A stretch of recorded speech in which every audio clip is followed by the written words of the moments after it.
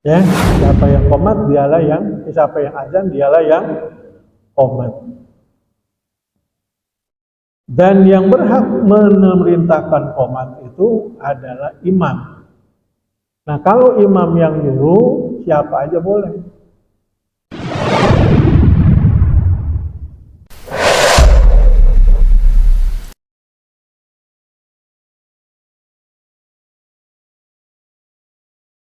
Sekali-sekali imam nyuruh yang lain boleh. Kemudian yang ke-16, wali Abi Daud dan min hadis Abdullah bin Zaid, dari Abi Daud dari hadis Abdullah bin Zaid annahu qala, bahwasanya berkata, ana ra'aituhu yakni adzan. Kata si Abdullah bin Zaid, dia berkata, saya ini melihatnya, artinya azan. Wa anna kuntu uriduhu, dan saya ini kepengen azan. Saya ini adalah menghendakinya, artinya menghendaki azan. Cuma udah keduluan siapa? Mu'adz bin Rabah, karena emang dia petugasnya. Dia pengen buat azan gitu. Tapi Nabi ngelihat romanya si Abdullah bin Zaid ini pengen azan nih. Karena wa ana kuntu uridu, kata dia, dan saya ini adalah kepengen azan. Qala fa akim anta, maka Nabi bersabda, giliran qomat maka dia nyuruh siapa? Abdullah bin Zaid. Fa akim anta, maka qomat ente. Siapa entenya? Abdullah bin Zaid. Bukan Rabi, bukan nyuruh Bilal, tapi nyuruh bin siapa? Abdullah bin Zaid. Kenapa Nabi? Alasannya apa?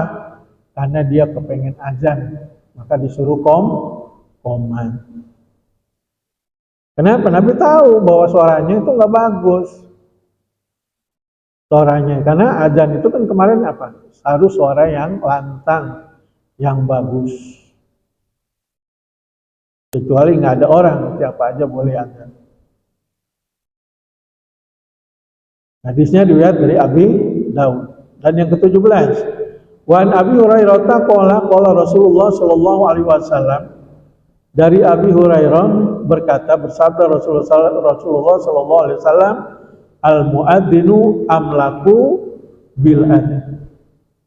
Seorang muadzin itu dialah yang menguasai adzan. Dialah yang berhak adzan. Kalau memang sudah diangkat sebagai muadzin, angkat dia muadzin, maka dia berhak jadi tukang azan. Wal imamu amliku bil iqamah, dan seorang imam itu menguasai qomatnya. Dia mau suruh siapa kek, terserah dia. Tapi yang paling bagus dia nyuruh siapa? Nyuruh yang azan, karena yang azan berhak qomat. Jadi nggak sembarangan, nggak siapa aja di masjid ini harus diangkat siapa muadzinnya.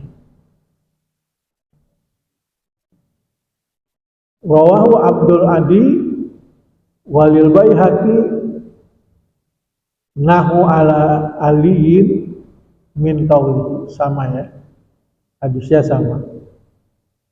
Terus yang ke-18, dua lagi, wa an Anasin qala, dan dari Anas berkata, bersabda Rasulullah sallallahu alaihi wasallam, la yuraddu du'a'i bainal adzan wal iqamah. Tidak akan ditolak, kata Nabi. La yuraddu du'a, tidak akan ditolak doa bainal adzan wal iqamah, di antara azan dan iqamah. Makanya habis azan kita cepat melaksanakan sholat qobliyah. Setelah itu angkat tangan kita berdoa sampai muadzin mengumandangkan qomat. Itulah doa, diantaranya salah satu doa yang tidak ditolak oleh Allah. Apalagi doa yang tidak ditolak oleh Allah, ketika khatib selesai khutbah pertama dan dia duduk. Nah, di situ ketika dia duduk istirahat, kita berdoa, maka doa itulah termasuk doa yang mustajab. Apalagi doa yang mustajab, doa yang dilakukan setelah kita baca doa azan. Kita lanjutkan dengan doa kita, keperluan kita, keinginan kita. Yang ketiga, ketika kita baca doa wudu. Apa doa wudu? Apa? Ya, sebelum baca itu kita baca apa? Asyhadu alla ilaha illallah wahdahu la syarikalah wa asyhadu anna Muhammadan abduhu wa rasuluhu. Allahumma ij'alni minat tawabina waj'alni minal mutatahhirin. Kita tambahin doa apa? Itu yang mustajab. Banyak doa-doa yang mustajab. Apalagi kalau kita di Mekah, di bawah pancuran apa itu? Ka'bah, kita berdoa di situ. Ya, di dekat tempat meletakkan apa? Hajarul Aswad. Ya pokoknya di depan Ka'bah mau udah mustajab aja doa kita. Dan yang terakhir, tadi ya, doa yang tidak ditolak itu oleh Allah di antara azan dan iqamah. Kemudian wa'an Jabirin, dan dari Jabir, anna Rasulullah sallallahu alaihi wasallam qala, bahwasanya Jabir berkata bahwasanya Rasulullah sallallahu alaihi wasallam bersabda, man qala hina yasma'un nida Allahumma rabb hadhihi da'wati tamma wa sholatil qa'imah ati Muhammadan wasilata wal fadilah wab'athu maqaman mahmudan alladzi wa'anta innaka la tukhliful mi'ad. Kalau kita baca doa ini ketika selesai imam mengumandangkan azan, kata Nabi apa? Halat lahu syafa'ati yaumil qiyamah. Maka dia ditetapkan baginya oleh Rasulullah syafaatku, kata Nabi, yaumil qiyamah. Dia berhak menerima syafaatku di hari kiamat. Kalau orang baca doa setelah azan, jangan diam aja. Banyak banget pahala ini, banyak banget sesuatu yang kita lakukan dapat menggugurkan dosa. Dan jadi baca doa setelah azan itu ganjarannya adalah akan ditetapkan sebagai penerima syafaat Nabi di yaumil qiyamah. Nah, sebelum kita lanjutkan, ada pertanyaan dulu. Ya, Pak Mukti ini udah 3 kali mau nanya baru ini. Apa? Apanya? Lafaz adzan kenapa? Bisa diganti. Ya, terus?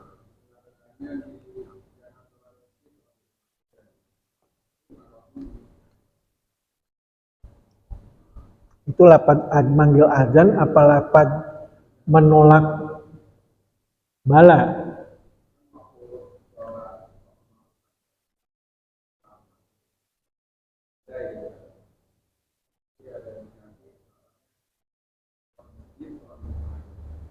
Di antaranya lafaznya apa yang ditambah? Tapi pada waktu mau sholat, biasanya kalau lagi ada musibah memang ada yang ditambahkan, merupakan doa, tapi diucapkan dengan nada yang keras mengiringi azan.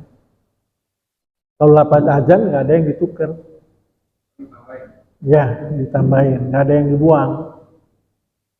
Kalau memang kita dapat musibah, kalau azan yang biasa aja nggak boleh ditambahin, karena memang itu adanya. Ya, nggak boleh ditambah, nggak boleh dikurang. Kecuali lagi ada musibah besar. Waktunya apa? Nggak bisa.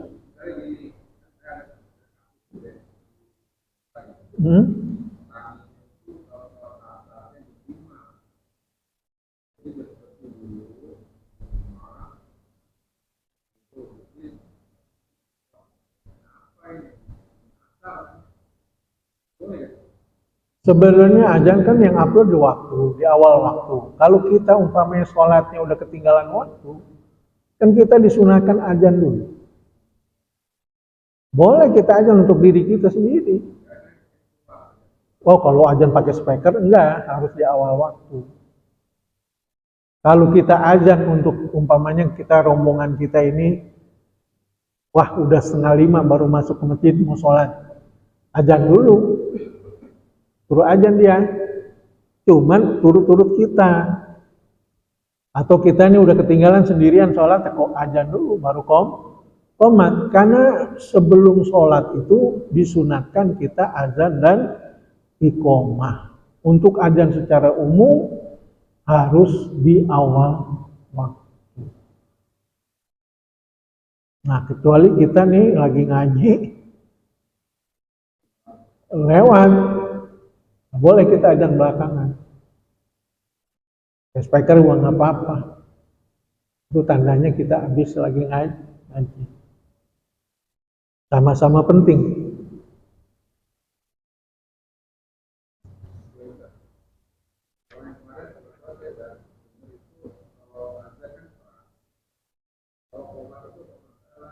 Lembut, lebih lembut.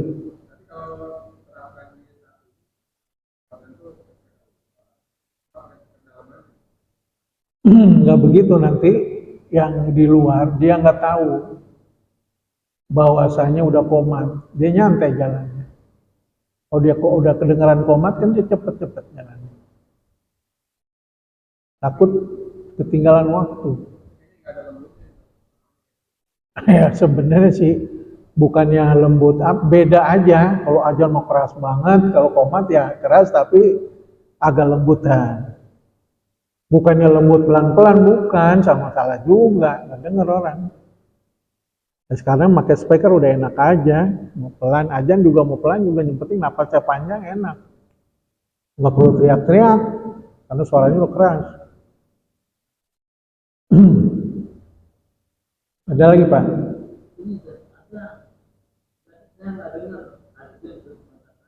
Yang komat itu satu-satu, setengah di mana? Yang komat setengah di mana? Allah Akbar, asyhadu la ilaha illallah, asyhadu anna Muhammadar Rasulullah. Al-salam, al-falah, qad qamat Allah. Sekali aja. Yang emang sekali-kali kalau komat setengah malah. Allahu Akbar doang gitu. Allahu Akbar, asyhadu la ilaha gitu. Jangan. Allahu Akbar, Allahu Akbar. Yang ada nggak hadisnya nggak ada. Iya, emang kan satu-satu. Kalau qomat itu kan ganjil.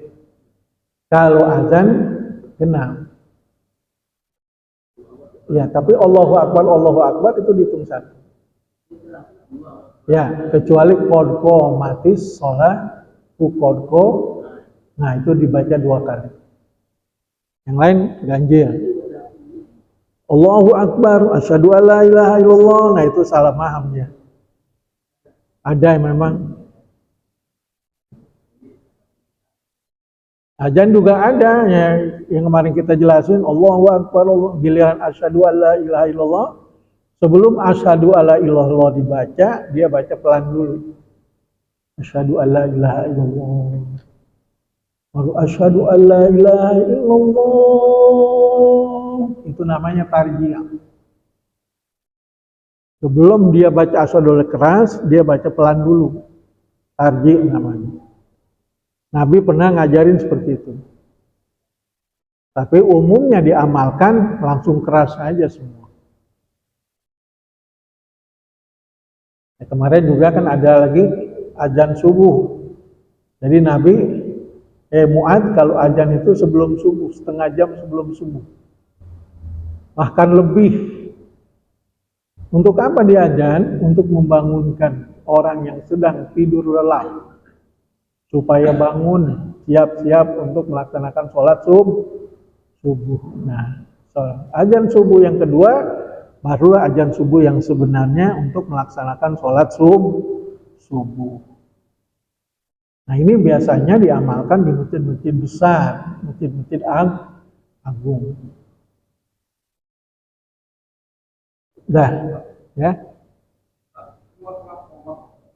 Kan di sini ada teori ya. Artinya itu komat Kan bingung mau komat, imamnya nggak ada. Bingung gimana? Nungguin imamnya. Ya, kadang-kadang imamnya kan memang ada kata-kata komat kan ada komat kan imam nggak ada. Tapi kan Benar, emang temer ini jangan jadi ukuran. Kalau imamnya belum ada sama sekali, ya jangan komat dulu. Siapa yang mau jadi imam coba? Jangan jangan sekali-kali makmum nyuruh azan, nyuruh komat. Kalau dia nyuruh komat berarti dia siap jadi imam. Kalau ada yang nyuruh komat tapi dia jadi imam, dia nyuruh. Maka jangan sembarangan nyuruh. Ini masalahnya kecepatan.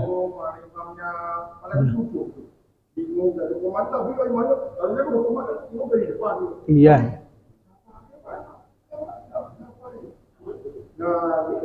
Sebenarnya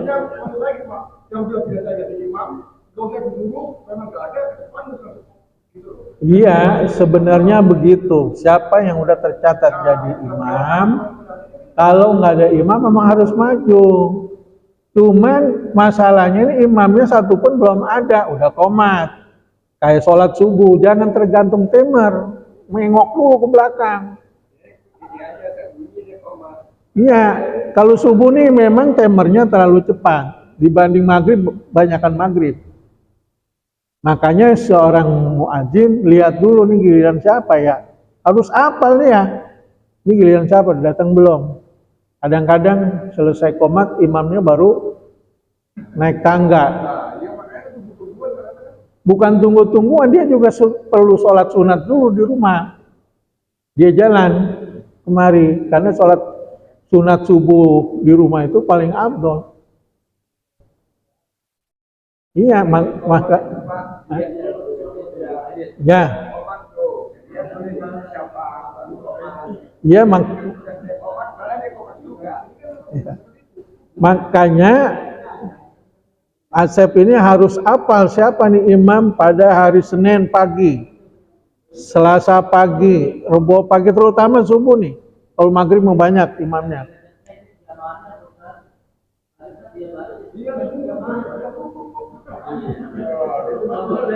Lah bilang, Asep bilang nggak boleh Pak, imamnya lagi jalan, imamnya lagi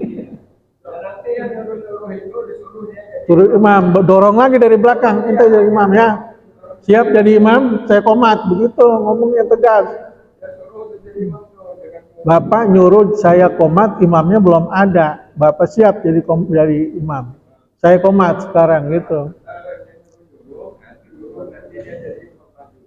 Kan kemarin udah nah, kalau nyuruh jadi imam ya berat, yang nyuruh komat itu adalah imam yang punya hak.